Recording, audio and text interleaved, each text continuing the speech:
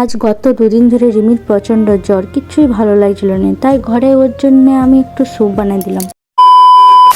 So hello বন্ধুরা, কেমন আছো তোমরা সবাই? আশা করি সবাই ভালো আছো, কিন্তু আমি এখন একটুকুনো ভালো নেই, কারণ আমার রিমির এখন প্রচন্ড পরিমাণে জ্বর। তার জন্য এদিকে মাথাতে আমি ওর জলপটি দিয়ে দিচ্ছি, যদি একটু জ্বরটা কমে। জ্বরের ওষুধ অনেক খাচ্ছে, তাও জ্বরটা কমছে না। গত দুদিন ধরে এতটাই জ্বর বাড়িয়েছে, দুদিন এমন উঠাপড়া করে জলে ভিজা হয়ে গেছে, তার জন্য ওর এতটা জ্বর চলে এসেছে। আসলে হয়েছে কি, আমরা গেছিলাম চতুর্থ সোমবারটাই শুশুনার থেকে বিহারীনাথ জল ঢালতে, আর যেহেতু বাইকে গেছিলাম তাই জামা কাপড় ভিজা ছিল, এমনকি পুরো হাওয়াটা আমাদের গায়ে লাগছিল। তারপরের দিন আসে পর জলে জলে কাজ করেছিল, সেই জন্য আরো বিশেষ করে জ্বরটা চলে এসেছে। এরপর 2-3 দিন তো এখন জ্বরটা থাকবে, কে ওষুধ খাচ্ছে, তার জোরালো মুখে কিছু খেতেই ইচ্ছা করে না, তাই ভাবলাম গরম গরম একটু স্যুপ করে দেওয়া যাক। তারপর বনুকে ফোন করে ওদিকে আমি স্যুপের জন্য কিছু জিনিস আনতে পাঠিয়ে দিলাম। তারপর ঘরে এসে রেমি বলছে আমার হাতগুলো প্রচন্ড ব্যথা করছে, তাই আমি ওর হাতগুলো তাকে টিপি দিচ্ছিল। তো ততক্ষণে দেখি বুনোরা নিয়ে এসে হাজির। আমি বলি বেশি দেরি করে লাভ নেই, এরপর স্যুপটা জলদি করে বানাতে হবে।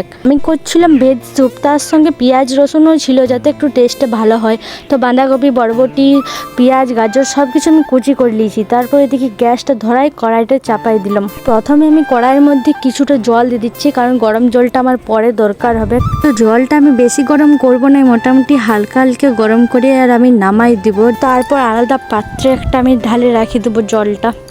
আমি আলাদা সাইডে রেখে আবার গ্যাসটা ধরায় কড়াইটা চাপাই দিলাম। তো কিছুক্ষণ কড়াইটা গরম হওয়ার পর সামান্য একটু তেল দিয়ে দিলাম। যা তেলটা কিছুক্ষণ গরম হওয়ার পর যা যা কুচি করা ছিল তার মধ্যে গাজর কুচি, পেঁয়াজ কুচি, রসুন কুচি আর আদাটা আমি কুচিয়ে রেখেছিলাম, ছেঁচিনি, সবগুলো কুচি দিয়ে ভালো করে কিছুক্ষণ নাড়াচাড়া করে নেবো, যেমন ভাজা ভাজা একটুকু হয়। কারণ না ভাজলেও টেস্ট হবে না আর সিজবে কোনো না, গাজর রসুনগুলো এগুলো না সিজলে তো আর ভালো লাগবে না। তো যাই হোক, এরপর আমি বরবটিগুলো দিয়ে দিলাম, মানে এক এক করে দিচ্ছি, কারণ একটু ভাজা ভাজা হলে ভালো হয়, না হলে সেই কাঁচা কাঁচা সবজি গন্ধ করবে, কার কিছু না। তারপর আমি ঢাকা দিয়ে কিছুক্ষণ সিদ্ধ করে নিলাম, আর ঢাকাটা খুলে দেখি পুরো ভাজা হয়ে গেছে, সিদ্ধ হয়ে গেছে। তারপর এই বাঁধাকপি কুচিগুলো দিয়ে দিলাম, আর আমার বাঁধাকপি কুচিগুলো অনেকটা বড় বড় সাইজের হয়ে গেছে, তোমরা করলে ছোট ছোট করে নিবে। তো আমার কাছে সেই মুহূর্তে বঠিন ছিল না, আমি ছুরিতে কুচি কুচি করেছি, তার জন্য একটু বড় বড় হয়ে গেছে। কোনো ব্যাপার নেই, সিজে গেলেই লাভ, কিন্তু মুখে একটু একটু লাগবে, তার জন্য বলছিলাম যে ছোট ছোট করেই ভালো। দেখো আমি যেহেতু প্রথমবার করছি, তাই কেমন হবে না হবে আমি কিছুই জানিনি, তো যেমনই হোক নিজেরাই খাবো। তারপর দেখো যে গরম জলটা ছিল, সেই গরম জলটা আমি দিয়ে দিলাম। তারপর একটু ভালো করে আমি নাড়াচাড়া করে নিচ্ছি, কারণ এরপর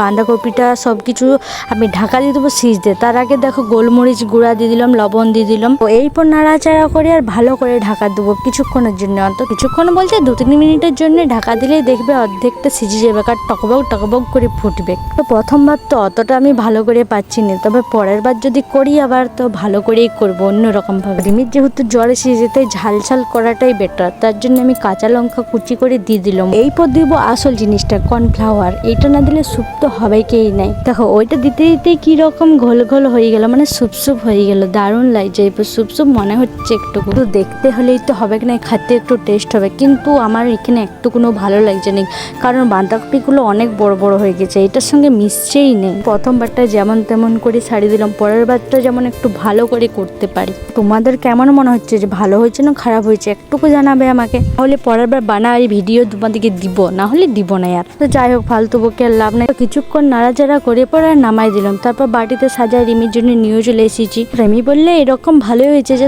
সবজিগুলো যদি একটু কুচি কুচি হতো তাহলে ভালোই লাগতো। তারপর বলি আমি একটু টেস্ট করে দেখি কেমন হয়েছে। তো ঘরে সবাই টেস্ট করে বলছে প্রথমবার করেছিস যেহেতু ভালোই হয়েছে, ঠিক আছে পরের বার যদি করি তো একটু ভালো করেই আবার চেষ্টা করবো করার। আজকের মতন আমার ভিডিও এতটা কেমন লাগলো অবশ্যই কমেন্ট করে জানাবে, আর যদি স্যুপটা তোমাদের ভালো লাগে অবশ্যই আমাকে জানাও। আজকের মতন টাটা।